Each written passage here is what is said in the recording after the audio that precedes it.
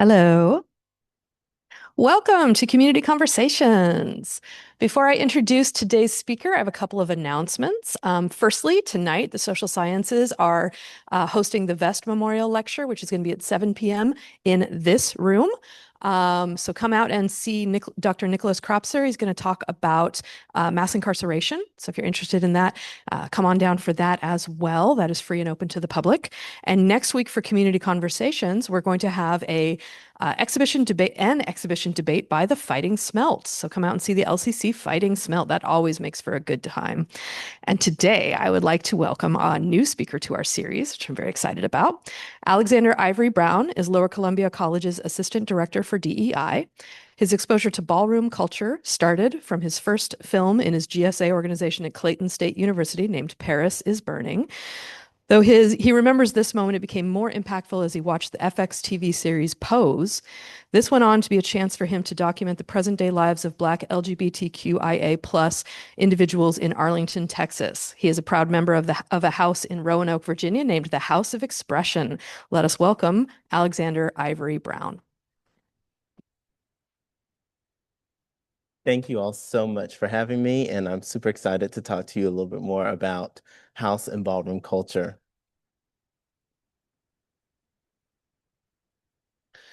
If you were to ask somebody in modern day time about Black queer history, sometimes they would say to you, really know much about it. When I was studying, I always said to myself, well, what have I come to find out what it's like? The pastime for many individuals who identified as both Black and LGBTQ were often ignored, exiled, voiceless, and also, one of the big benefits, resilient. You see that ignoring and making sure that there was no voice given. You saw the exiling from being thrown out on the streets and being homeless. The voicelessness, right? Not even being able to tell the stories. Oftentimes, when you look at a lot of representation of Black queer history nowadays, it's going to be through oral history, people who have lived it, not that it's been documented and actually really put down into textbooks. And then the resilience. The resilience is a piece that we're going to focus a lot of our time on today. So loss of family. We talked about being thrown out on the streets for who you are. I have a reflection question for you all. If you were ostracized for how you identify, what would you do next? If you were thrown in those circumstances of being thrown out on the streets, not given a voice, and then having to walk around every single day trying to figure out how you can live your authenticity, what would you do? A lot of our students at UTA, at the University of Texas at Arlington, they talked a lot about how when I asked them the questions of what was it like that you know of for individuals back in the 50s to the 90s, what do you know about their stories? Oftentimes they would say, I don't know. I don't know what those stories were like. I don't know the representation and the hardships that other people have faced. So even today, we're still learning more about what it means to be Black and queer in the early 1900s and even the mid to late 1900s as well. I want us to kind of remember that reflection question for a while. What would you do if you were ostracized? For a lot of individuals in the Black and Brown community, they decided, what we're going to do is create houses. A beautiful opportunity to give a place of family, right? Even competition, supporting one another. And how that was reflected was in a look at the Harlem Renaissance back in the 20s and in the 30s, and how that reflected ballroom culture in the 60s and beyond. So these individuals said to themselves, oh, I'm thrown out on the streets. Oh, I see this child here also facing the same circumstance as me. I'm going to create that home for them. So houses were literally older individuals who said, I can afford a place. Might not be the nicest of places, but I want to make sure there's a home for other kids. That way they're not just on the streets, struggling for money, struggling to find a place in society. I'm going to create that home for them, which became houses, which those owners of houses were house mothers, house fathers in our Black and Brown community. And then they created a celebration called Ballroom. which reflected the Harlem Renaissance from the 20s and the 30s. So as we created our own name, then we were called upon our name. But oftentimes when we were represented, it wasn't accurate. It was often inaccurate and also still linked on stereotypes. Oftentimes people said, hey, well, you have the representation, you have your story here, so that's enough, right?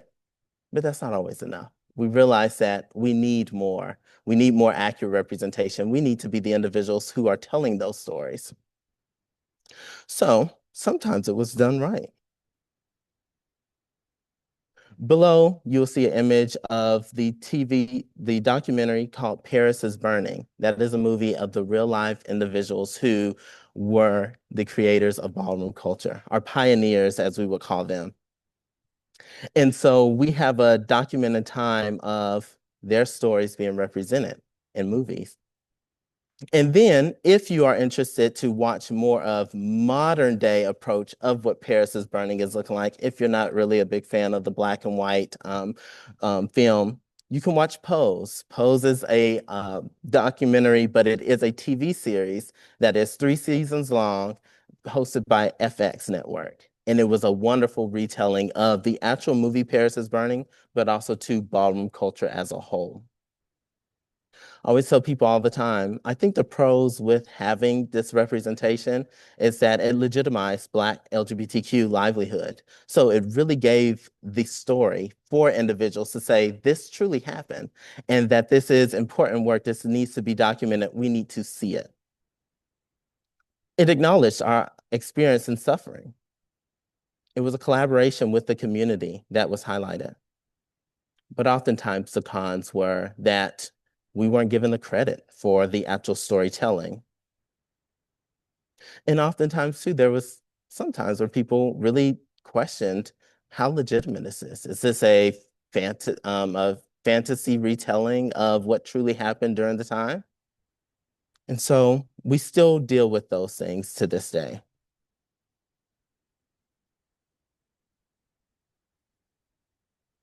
One of the things that I really like about this image here that we're looking at currently, it's an image that talks about liberation. It has its own story, a story that I've accepted myself for who I am, and I'm going to live this out proudly. I'm going to show that I am free, that I have my own story, and that my story is not going to be weighed down or told by somebody else so that they feel comfortable. But I get to tell my story, and my story is going to be authentic. It's going to be real. It's going to be something that I can cherish and hold back and take with me, and also teach the next generation. So what does present day look like? Currently, one of the things that I deal with a lot in present day is that I'm part of a House of Expression. House of Expression is a house that is in Virginia. During my time living there, I got a chance to know more about my LGBTQ diversity center there, and we had a lot of different individuals there. And our house father, his name is Father G, that we call him, Father G, but his name is Garland. And he got a chance to get to know me.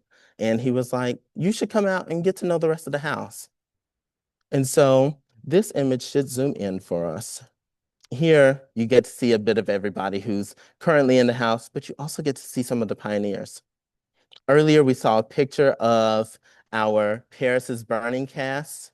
Some of those individuals are represented in here who are still alive.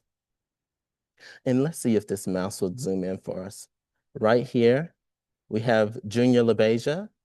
If you watch Paris is Burning, he is going to be our MC for ballroom culture. So you'll see him talking a lot during categories. Still alive, still fabulous, still has a lot of story left to tell for us. John Moschino is another pioneer, wonderful individual. And even Duchess Luong. These individuals are still part of ballroom culture today. They're pioneers who helped start the wonderful storytelling of our story. And one of the things that I was really thankful for was that they were able to come to Virginia and allow us to give them thanks, to pay homage to them and their hard work that they've done for our community. And then we have other members here as well. Paris is a wonderful individual who, in ballroom culture, still teaches people how to walk categories. And so, if ever you're trying to learn more about walking and what that looks like and how you specifically do the technique of walking, Paris teaches a lot. And then there's members of the house that I'm part of within this space as well. So back to a little bit about what does a family do? We support each other. We show love to one another. We listen. We affirm each other's stories. We try our best not to pass judgment, right? Any family is going to do their best in making sure that you create a safe space for one another. But we also guide one another, serve each other as well. And then these were those pioneers that we were talking about earlier. One of the things that I've recently learned about with being part of a house, I remember individuals asking me, "Oh, so how do you feel about joining this house?" And I was like, that would be wonderful. It'd be nice to be part of a community of individuals who identify and look just like me. But I have a lot of my time is spent doing everything else in the community. That was one of their main focuses, wanting to make sure that there was an aspect of our house supporting the community at large. So not just being a group of individuals who say we have a house for the sake of having a house for status, but so that we can serve the community at whole. And one of the wonderful ways in which we've done that was cooking meals for our LGBTQ community, our local trans community that was suffering a lot financially, making sure that they had meals every Tuesday, a tradition that still happens nowadays. One of the other things is the young LGBTQ community that comes up and says they want to be part of the house. We help guide them on how to walk, how to have more confidence in themselves, because we often know that it's very hard to find a sense of identity and belonging in a society that it's not always the most prominent thing that you see on TV or represented in textbooks and things. So really making sure that we reaffirm each other for who we are and making sure that they know that they are wonderful beings just like everybody else. That was the thing that we really had a lot of fun doing together. That was one of our ways in creating community. So let's take a peek in the curtain. So this is going to be through FX, their YouTube channel. They have some free clips of the actual TV show Pose, talking a little bit more about what is ballroom culture, what is a house, and how is that beneficial. If you want to watch this entire series, you can look at it through YouTube, Hulu, Disney Plus with a subscription. And this should play automatically. I'm just going to put on the caption. Focus, children. It is time we remind the world who we are. The house of abundance. Now give them some music. And oh! Pose tells the story of a marginalized community where people were ostracized from their families and also society. The show really gets into the transgender ballroom scene in New York City in 1987. The category is royalty. The crazy part about 1987 in Manhattan was that on the same tiny little island, there was this huge Trump era real estate wealth boom. For the first time in American history, it's considered a good thing to flaunt your success, right? Let people know how rich you are. Over the top, it's wild, it's fun. Where's the queen? Where's the one and only? It's about choosing celebration in the face of the darkest of odds. I'm going to form my own house. It's my time, it's my dream, and I'm going for it. I do not want any of your opinions. Not even mine. Honestly, no. Blanca faces a lot of derogatory backlash from people outside of the community, people within the community. My character is Electra. She's quite spoiled. I can strut down Fifth Avenue when the sun is sitting high as my cheekbones and be waited on at Bergdorf, same as any white woman, while you hide away in the shadows. Beast. Angel's in the process of identifying with herself in a way that'll help her better understand her needs. Tell me about you. What do you want out of life? I want to be treated like any other woman. It's my dream. My character is Stanley Bowes. He is a father of two and a husband. You see how Patty's life and her family's life changes when her husband Stan gets a job with the Trump organization. I have a wife and kids. You're not somebody I can be with. I deserve more. I'm worthy of better. I just need to know somebody has my back. All need that. Damon is this young man who is full of these ambitions and wants to dance. How does someone as talented as you wind up dancing for a whole bunch of junkies? I want to be a star. You ever consider joining a house?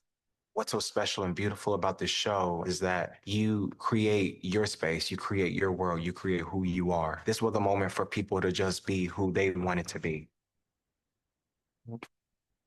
To be part of the largest trans community on TV in history is surreal. Jackpot. We're defying barriers. We're changing hearts and minds. And we get to be voices for many people. Houses are homes to all the little boys and girls who never had one. And they keep coming every day, just as sure as the sun rises. Baby, you are our secret weapon. And that is how you do a war.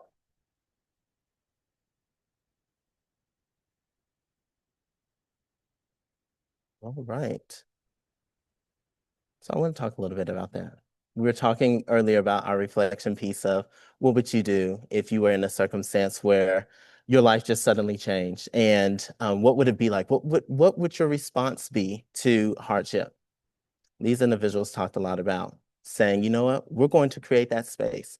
We're going to create those spaces for the community that is overlooked. One of the things that I was really thankful for was, I don't think that if I was even in that circumstance, that I would be that brave to do that. I look at these individuals and I look at pioneers and I say, there is a level of bravery that comes with saying to myself, you know what, I'm facing something very difficult right now, and I'm going to continue to fight for other people to have space and opportunity to exist in society. I find that beautiful. What I also find beautiful is that we realize that they were always here. We were always here in society. It wasn't one of those things that just popped up out of nowhere, that even in the successful business boom, the lifestyle and the legitimacy, everything was here. So giving that voice back, right? That's one of the beautiful things that I was so thankful for the show Pose, was giving that narrative back to the community, because that's very important for us to have that visibility. But also too, humanizing the fact that everybody is going through their own suffering and everybody has their own story, their own goals, and that we can all achieve that when we work together. That's one of the beautiful things that I love about making sure that we have community, making sure that we're reaching out and grabbing each other and giving each other space to be able to grow and express ourselves. Some of the many lessons that I've learned about Pose that I'm so thankful for. Yep. Let's see. Maybe I can just press. Oh, no.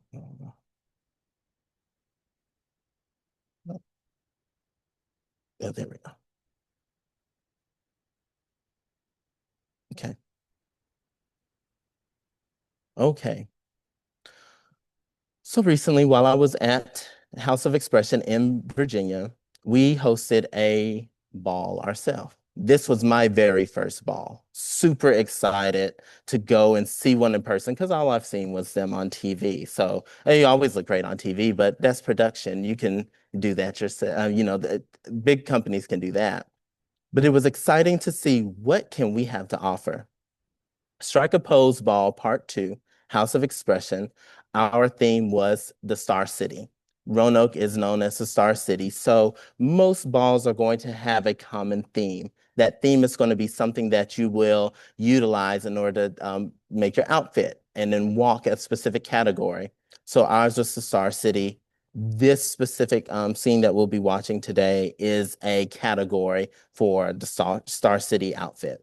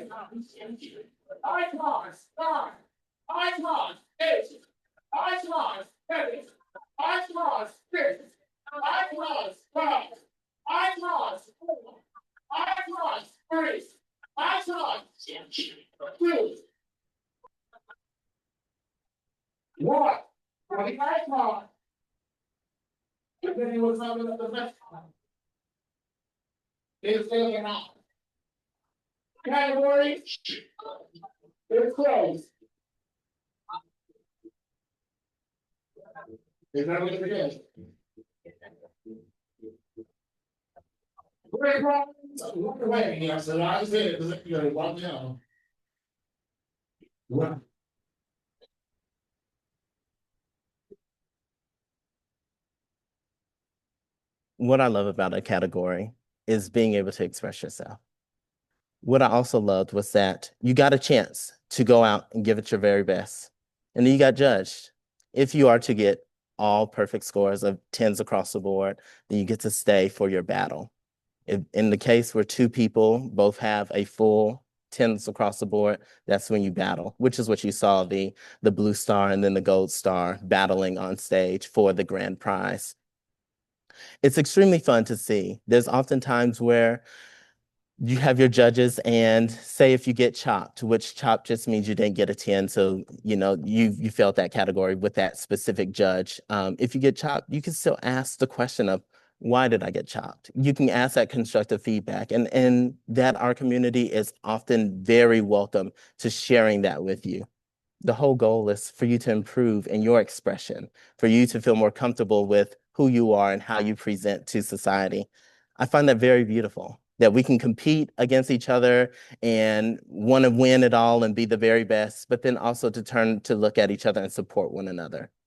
Ballroom culture really gives us an opportunity to express, to support, and also to compete.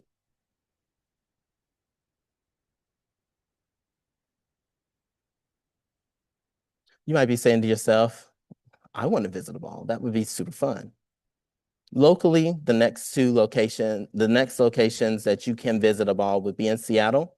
There's Strike a Pose Pride for All, a Kiki Ball, and that's going to be on June 13th. These opportunities do cost money.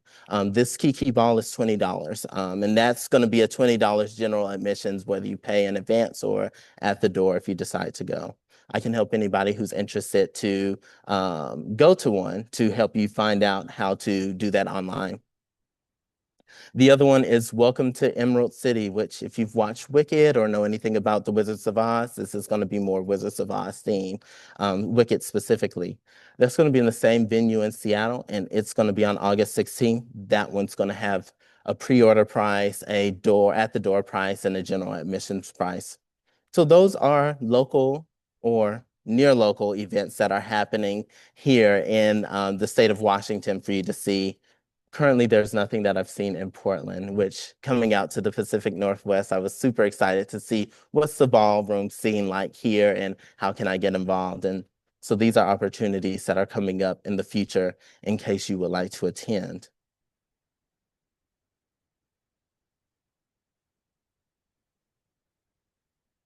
I want us to take a look at this individual here. I talked a little bit about him earlier.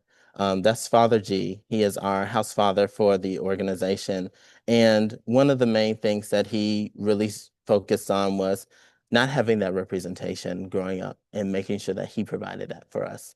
He doesn't look at us as, he looks at us like a parent would look at their children, right? That even though he's just barely known me, I'm still one of his sons that he loves and that he wants to support as much as he can.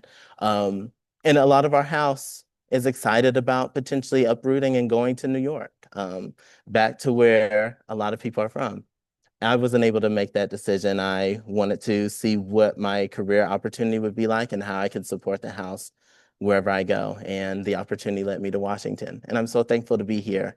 And I'm excited to know more about the journey in New York, since New York is a pivotal ballroom location throughout our entire community. But Father G started it all with our house sister, Amia. And there's many of us who are also still part of this house.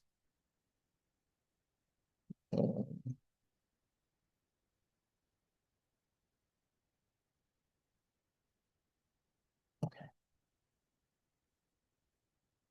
In the midst of suffering, we were given family. Many decided that they would provide a house for others, even in their suffering. Today, we're talking about something that took a person or a group of people to create with each other. Oftentimes, I love when I think about how nothing that we experience today often happens by ourselves. We have to have other people who are around, who are going to believe in our vision and who are going to support us, who are going to walk alongside us. That's one of the things that I was so happy about ballroom culture. Sure, if I was that brave individual who was thrown on the streets and said, I'm going to create a house for many others, I very well could say, I'm going to have that house. But what about ballroom culture? Who would we be competing against? It took other individuals who said, you know what? Yes, let's create this culture. Let's create this sense of family and belonging. And that's how they came together. And that's how ballroom, we're able to talk about it today. I actually talked a little bit about the initiation, what it was like for me to join the house. Mainly that big piece of us just having dinner together and getting to know me, asking me questions about who I am, what drives me. And then also too, what the family's concerns were. That community piece, right? How are they serving in our community? And my biggest worry being the time commitment. How am I going to best serve my house and be part of this larger family that now I am part of? And where the family is now, currently still in Virginia, enjoying and serving our local community in Roanoke, Virginia, soon to potentially be in New York City, which I'm so excited for.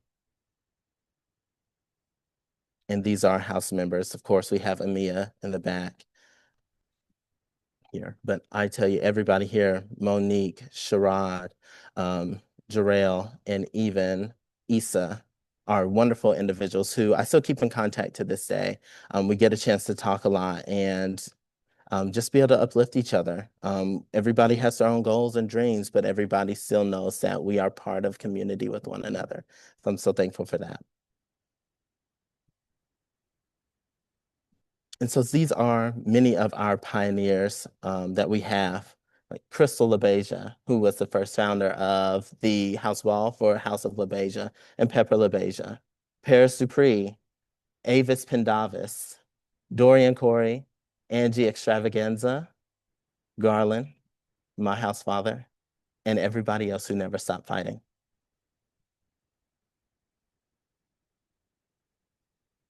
So another question for you. Will you commit to making the world a better place, even when you are facing hardships? I believe that each and every last one of us will at some point face something that is going to be a little bit monumental, but that we're going to need those around us to help support us.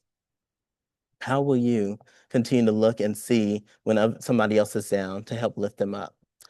I think that was one of the things that made these individuals so iconic. When we call icons to the floor to walk a category, we're talking to someone who's fought so hard, to pioneers who we're celebrating for all the work that they've done in our community. We're talking and calling out to somebody who's fought so hard for our community. So my hope is that you see these individuals and that even like myself, where I said I couldn't do it, I can now, right? I see the representation of individuals who have created community even in the midst of hardship. And I hope that today you all too were able to gather a bit of courage and confidence and support for those, even if it's just walking alongside somebody during their hardship. And I have references for the images that we had earlier, and I'm ready for questions if anyone has any. I'll go around to pick it up on the microphone if anybody has any questions. I can get us started. So one of the things that as a historian, we talk about a lot in the LGBTQ community history, sort of this lost generation of the 80s, right? So with the AIDS crisis, and there's sort of amongst younger people this sense that like there are no elders. And so it seems like houses are a good way of getting that cross-generational, the mentorship or the elders who have experience and who kind of know what, how the world works and can kind of guide younger people. And do you feel like that was one of the reasons that houses became, really powerful for people to join? Absolutely. That sense of community, especially during the AIDS epidemic, was very monumental, right? Knowing that you had that support, knowing that at the end of the day, I'm suffering through something that my neighbor is suffering through, and we're there for each other. I think that was one of the many benefits to having a house, is that representation and even that support for one another during an uncertain time that was very scary. And I think one of my motivations for that younger generation that may believe that there's no more representation on top is that even if you don't see it in your community, we'll find a way to reach out and find you. And then also too, hoping that individuals will reach out to me. I think that's one of the beautiful things about houses splitting and then going into multiple different regions, is continuing that story so that they know that there's a point of contact to reach, to join a house or even be part of it. Father G actually told me when I was moving to the Pacific Northwest that he wants Portland grandbabies. So finding those individuals who wanted to be part of a house is one of the things that he's looking forward to. So. Coming around.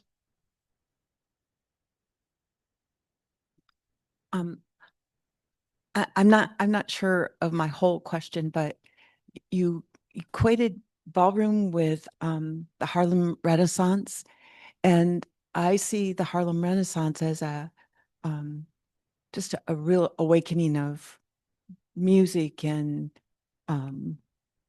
art and the likes of Jacob Lawrence and poetry and all that. Is the ballroom an art form? Is it an extravaganza? Is it but I'm not sure how it relates to the Harlem Renaissance. I see exactly what you're coming from. One of the main things in which when we talk about the relation to the Harlem Renaissance is a lot in the clothing style, in the expression of freedom, and in the expression of, like you said, extravagance, right? And so on the one hand, you could say, okay, if I look at it from strictly poetry, ballroom isn't going to be something that expresses ourselves through poetry, right? But when you look at, like you said, the revival, the expression, the growth of a new era of things, that's where ballroom expresses itself and in strides, right? Like going to a clothing store or making your own outfit so that you look regal and that you have wonderful clothing. That was one of the big pieces of where that inspiration from the Harlem Renaissance came from. Oh, I'd like to know the ballroom in the house that you had. Did people make their own clothing? Because some of those are really Yes. Fascinating. You know, the wonderful thing about making your own clothing, I don't walk a category. All I do is provide the financial means. That's all I got. And then support in the background. But there are many people who are skilled at stitching and making outfits. There's individuals in the community who's going to be more in the behind the scenes that will make those outfits. And you may pay a specific price, or sometimes they may say, I just want my art out there. And so It all depends on it the all person. depends, because you do have some people who are just skilled at doing everything, and in doing everything, I think that's wonderful too, to express themselves. But you're right; it's probably not something you'll find at Sears or Macy's, but something that you'll make yourself No, to express yourself. It looked like they were all handmade. I mean, Yes, absolutely. It reminds me a little bit of the Met Gala, where the celebrities want to go out and walk, and there's a category, but then also the designers are the ones who are like, I'm going to show you what this is up, right? And they provide the costuming for that, which is, really fascinating to look at. Yeah, I'm always fascinated with the outfits. We normally just kind of tell each other what is going to be the color scheme that we're going to go as a house who's not performing. Yeah. And I'll just find my outfit based off that. All right. Are there any more questions? Oh, yes. Yes. You said that Father G taught the technique of walking. Is that walking in a metaphorical sense, or is that the physical act of walking? I'm just curious about that. And I'm so sorry for that. It's Paris is one of the individuals who actually teaches people how to walk in New York. And Paris has a class on Vogue walking. So it's when you saw the two stars who were walking on the runway, that is a Vogue walk for a category. And so having that confidence in your specific stride to walk is a specific technique compared to, like you said, just like walking, but more like a walk. And some of our new housemates are learning how to carry more confidence in their walk as well. One of the things that I always tell people, even though I don't necessarily walk a category, would be that you have a story to tell, and there's confidence that you must have. You wear a crown, right? You're royalty. So hold your head up, don't slouch. Walk with confidence. Walk as if you're telling a story that people want to know. And so I think that's one of the beautiful things with walking a category, is really showcasing that story that you have to tell for the onlookers. All right. Well, thank you all for joining us, and thank you to Alexander for the presentation. Thank you all.